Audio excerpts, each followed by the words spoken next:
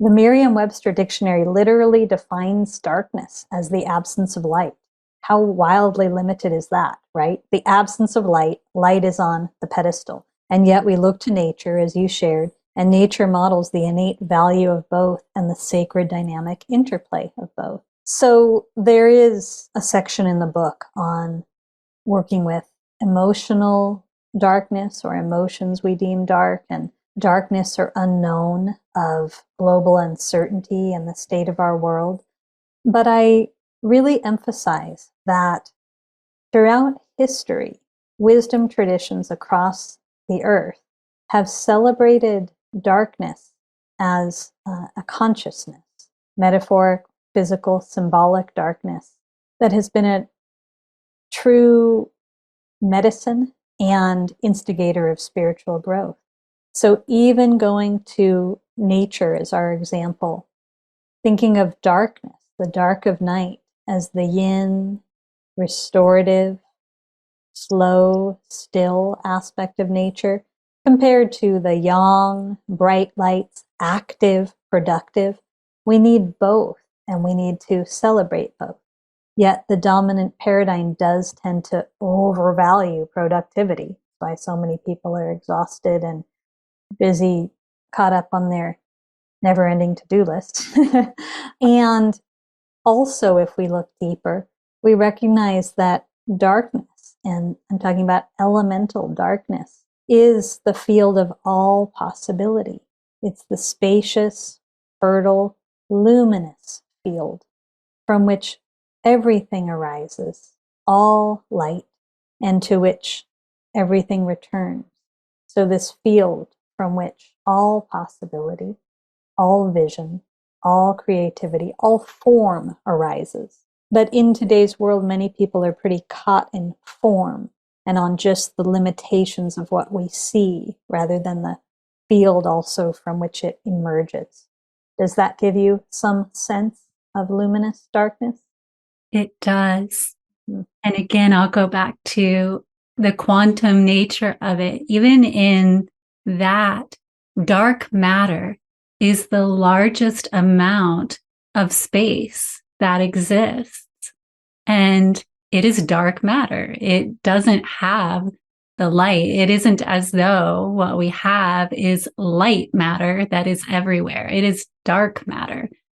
Yes, and my understanding is it's also dark matter in that it is still a complete mystery to science. They don't actually know what it is, even though it comprises the bulk of the universe.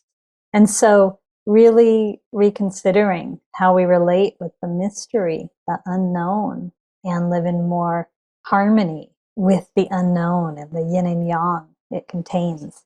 There's so much possibility. I think I've been really delighted by how much this book has been resonating with people and people of different walks of life, because I suspect even 5 years ago, there would have been some more resistance to it.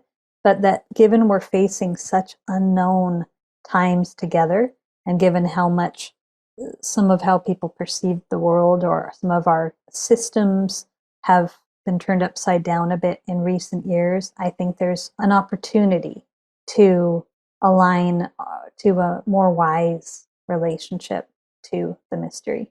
Yeah. Yeah. And for someone who reads this book and is like, okay, this is great. Eden, you've cracked me wide open. Now what do I do?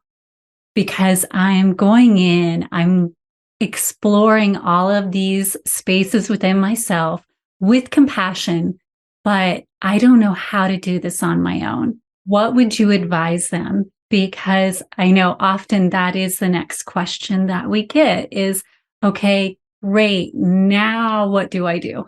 Thank you. So, first, just affirming that the book itself is one you can spend some time with because it offers practices and inquiry.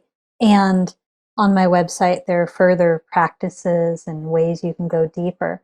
But going back to something you and I touched on early in this conversation, community. We have a phrase in Buddhist practice, Kalyanamitta, spiritual friendship. We all need spiritual friends.